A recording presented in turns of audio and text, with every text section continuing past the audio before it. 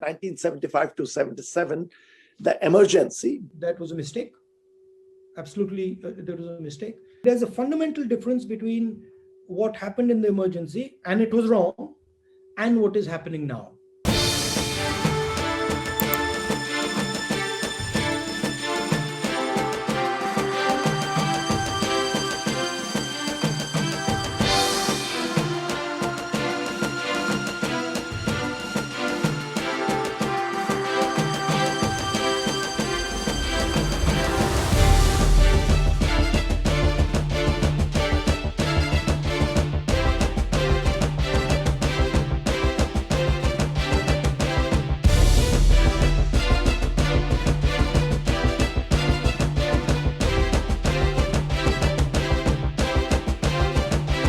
I want to begin by talking a little bit about democracy.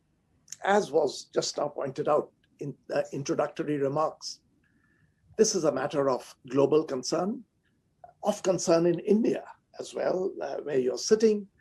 People all over are pointing out that democracy is eroding. The sort of space that we had of speech, of media, of public debate, that is getting cramped and voices are getting muzzled. You know, several years ago, 7-8 years ago, a former president of Cornell, Hunter Rawlings, had told me something which was stuck in my head. We were celebrating democracy, freedom of speech, and Hunter said, you know, I feel that India is among the world's top 1 or 2 countries in terms of freedom of speech, the space for public debate, open criticism. And, you know, coming from an American, I mean, Americans do take pride in America's open space. To say that India is right at the top made me feel very good. And that was not just me. We all used to celebrate the space. Given this concern, I would like to start by bringing you in. Is this of concern to you? You are there on the ground, that voice is being muzzled, public debate, and in the end, muzzling debate has a fallout on the economy, on how the country is doing in general. We will come back to the economy. I'm an economist. I will push you a bit into that later on. But on democracy, I want your words. What's happening? Is there hope? How do you feel about the situation in India? I mean, of course, there's hope. But it's much deeper than muzzling debate. Muzzling debate is a symptom, it's one element of it.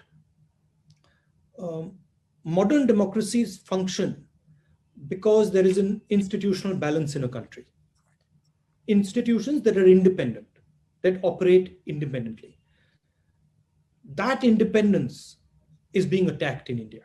So there is one big mother institution called the RSS that is penetrating all Indian institutions. There's not a single one that is not under attack, and it's systematically done. And you can, the judiciary, the press, the bureaucracy, election commission, every single institution is systematically being filled by people who have a particular ideology and belong to a certain institution. So that's that I would not say eroding, I would say strangling. And that is what is happening. As a politician, I didn't really appreciate this, 5-7 years ago. But as a politician, I actually can only do my job if I have institutional support. I get support from the judiciary. I get support from the election commission. I get support from a whole number of institutions that actually protect the conversation, the debate. If I don't have that support, I literally can't do my job. And frankly, I didn't realize how profound this is until I'm actually faced with it. I'll give you examples. I mean, in debates in parliament, the mic is shut off. I mean, that's the extent of it, right? So we are not allowed to speak in parliament. We don't have recourse with the courts. We are sort of having the RSS BJP combine has this massive financial advantage, 10:1, 20:1 advantage. Businesses are told, listen, you cannot support the opposition. So it's a full-scale assault on the democratic space.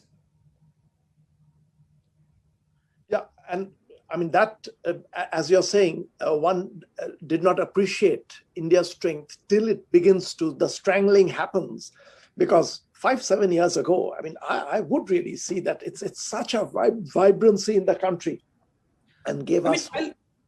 I'll just say one thing, I used to wonder, it always used to be something that I used to wonder, how does a Mubarak win an election with 97% of the vote? This was something I was always curious about. And I used to think, okay, they just pack the polling booths.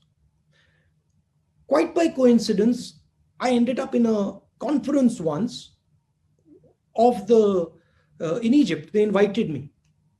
And in that conference, I was struck that in a political conference, there were judges sitting next to me. It was just shocking to me. I was like, why is this judge sitting in a political conference? And at that point, I never understood it. Right? But what was happening there was only one institution. And all other institutions were just pretend institutions captured by that one institution. And that is what we are facing today in India. There is only one institution. I mean, today, members of parliament came from Manipur. And they said, look, we have a governor there, and she just doesn't do her job. She doesn't think she's a constitutional post. She thinks she's a ideological political post. And, there's nothing we can do. We just go there and then we come back. Pondicherry, the government went.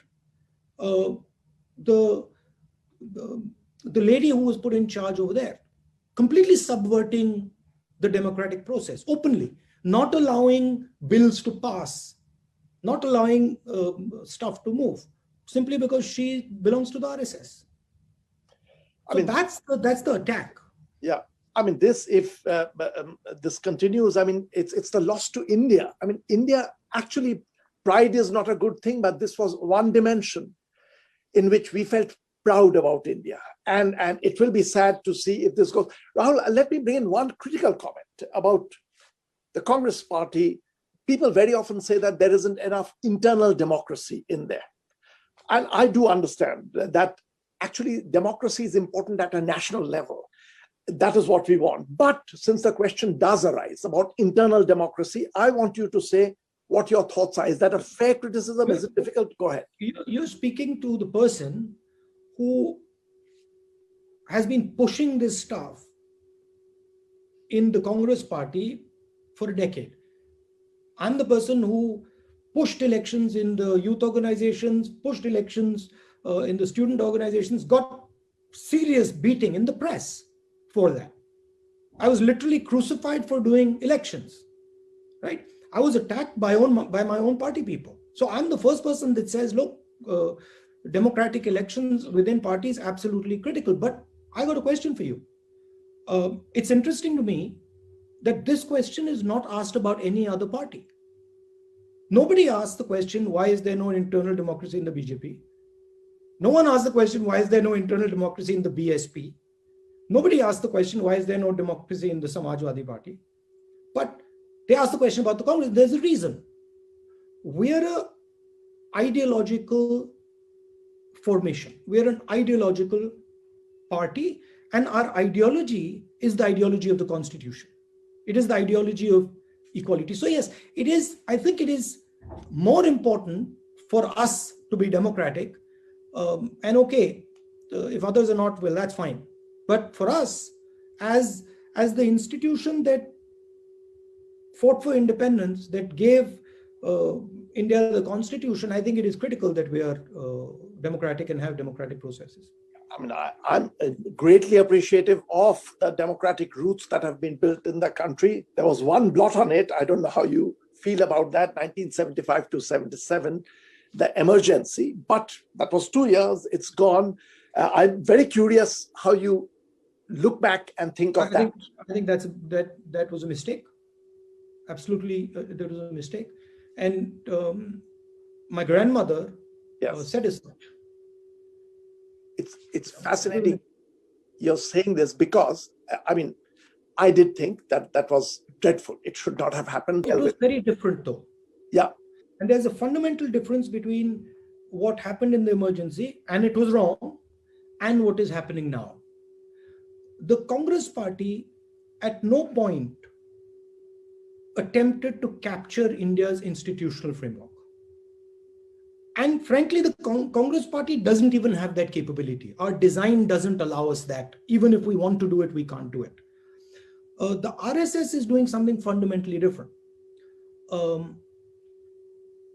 They're actually filling the institutions with their people.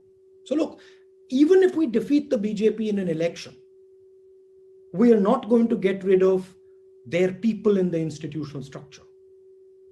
Our chief minister of Madhya Pradesh,